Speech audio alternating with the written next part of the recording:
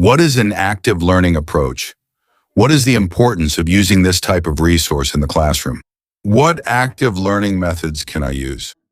This is the topic of our conversation today. Look, I'm going to explain 4 active learning methods you can use, all right? So let's get into the video.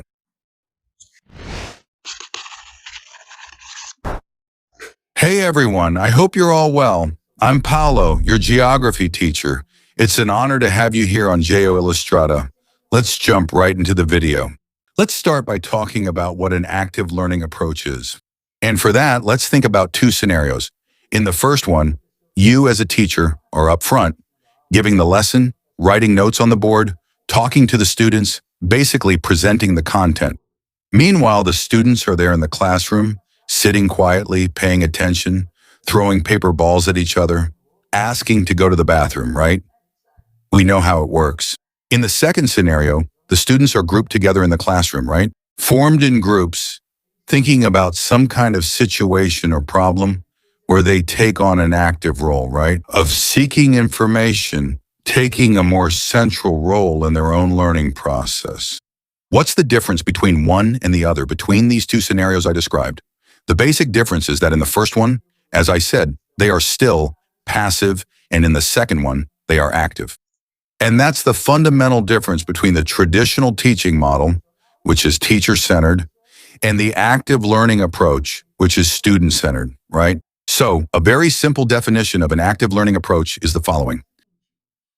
It's the idea that the teaching and learning process should be centered on the student who takes an active role in their own learning.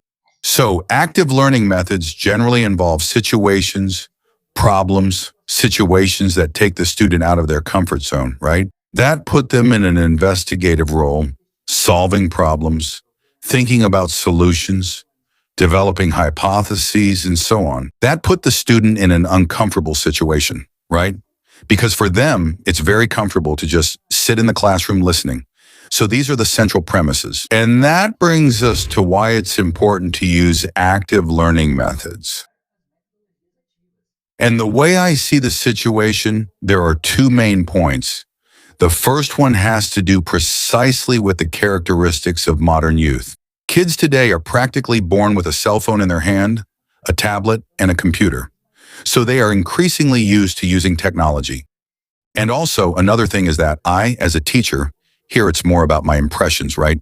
In the classroom, in my work, I see that students are less and less able to pay attention in lecture-style classes. Do you get that impression too? Comment below. Tell me about your experience. A 40-minute class, a 50-minute class, a double period that's practically an hour and a half. They can't just sit there listening. And it really is tiring, right? We know that. So it's necessary to think about ways to diversify in order to keep reaching these students. And the second point also has to do with the issue of knowledge retention.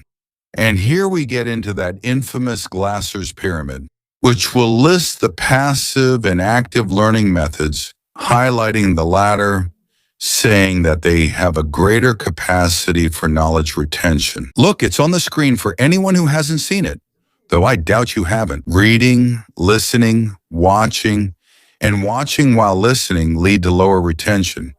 This is called passive learning.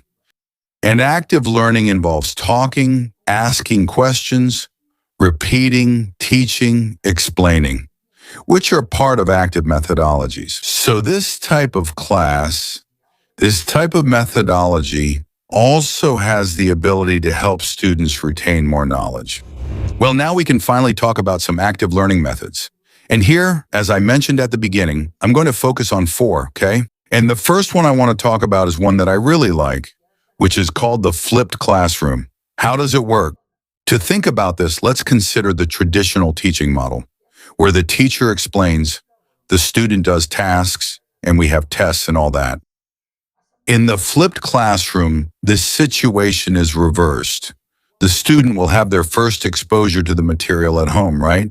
The teacher can suggest materials, or it can even be independent research on the lesson topic. And then during class time, the student will ask questions, and the teacher will add whatever is necessary. But the student will already come to class with at least a basic understanding of that content Everything already gathered, already researched, which even makes it easier to develop the lesson, right? So, in this type of methodology, the student becomes more responsible for their own learning and develops the ability to learn more independently, which is essential in contemporary society. The second methodology, also very well known, is PBL, which is problem-based learning. And what is the central premise? The name is already quite suggestive, isn't it? It's a problem scenario, which can be real or fictional, created by the teacher. Use your creativity. I know you have it. And this problem scenario is what will guide, right?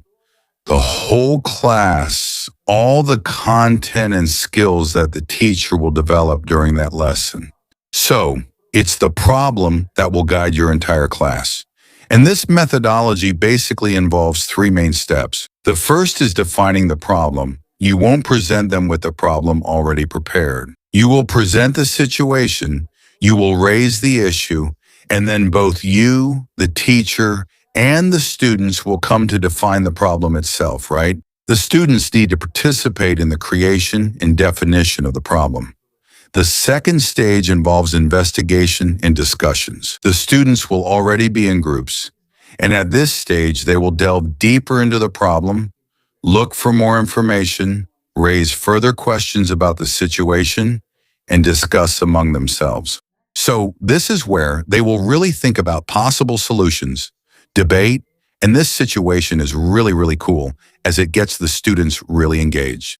Finally, the solution and application stages.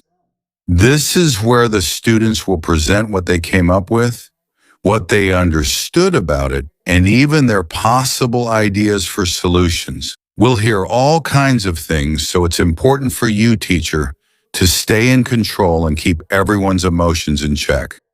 Another very important thing in this methodology is that you're not going to present a problem that not even the UN can solve, right? Not that the UN solves a lot of things either, right? But anyway. But you're not going to be talking about geopolitics. You're not going to ask them to come up with a solution for the conflict between Israel and Palestine. Yeah, because anyway, choose a problem that's appropriate for your student's level. Okay, well, the third methodology I want to talk about is also a well-known one. Station rotation. How does it work? In this case, we have stations, right? What are stations? They're basically stops, points. So you can structure the classroom into 4 stations, where each one will have a different teaching resource. It could be maybe a text, a poem, or even a video. Anyway, all of them will be connected, right, related to the topic, but they will obviously have different information and situations, but always aligned with the same central theme. So, while the student is at a station, you'll set a time limit, like 5 or even 10 minutes. After that time, they rotate. The student who was at station 1 goes to station 2. The one who was at station 2 goes to station 3, and so on. And they keep doing this until they've gone through all the stations. And within this process, the teacher will also be mediating the situation and developing the content and the skills related to that topic. So it's a simpler methodology than the others, but still very effective. It requires some prior preparation. You have to prepare the materials properly, coherently, and so on. Finally, we've reached our 4th and last active learning method in this video. I want to thank you right now for sticking with me up to this point, okay? Still going strong and fully engaged. So let's go. This active learning method is the case study. And here, what are the main premises? There will be a case, right? Obviously. A problem scenario, which can be, just like in problem-based learning, it can be a real situation or even a fictional one. Working with real cases is always good, where the students will analyze these cases and work towards solutions. And it is also developed in stages. In the first stage, the case is presented by the teacher. For example, let's throw out a hypothetical situation here. Urbanization in Brazil, urbanization in São Paulo. So the teacher will talk about the issue of urbanization and everything else. And here he will contextualize the case, right? Leaving a few open questions for the student to research later. Step 2 involves analysis and research. Here the students will start researching that specific case, right? And here they will finally define the problems surrounding that case. So they will carry out an initial assessment and start by identifying the problems and discussing those problems. The third step involves discussion and argumentation. So here they will start to go even deeper. And here it's also important for the teacher to introduce some concepts that are relevant to that situation, right? For example, urbanization will involve social inequality, socio-spatial segregation, and also the formation of slums, right? Informal settlements, flooding. Anyway, you can explore many things, many concepts. And here it's important for the teacher to guide the students. So here they will discuss, they will start thinking about solutions, talking to each other and thinking of ways to mitigate that problem. Finally, in the fourth stage, it's going to be the solution stage, right? The proposed solution to the problem. And this is where the groups will present what they researched, what they reflected on, and what they came to understand. What they concluded, right? So it's a moment of sharing. Always having the teacher there as a tutor, right? As an instructor, as a mediator in that situation. So this is the wrap-up of the activity. Did you enjoy the video and these methodologies?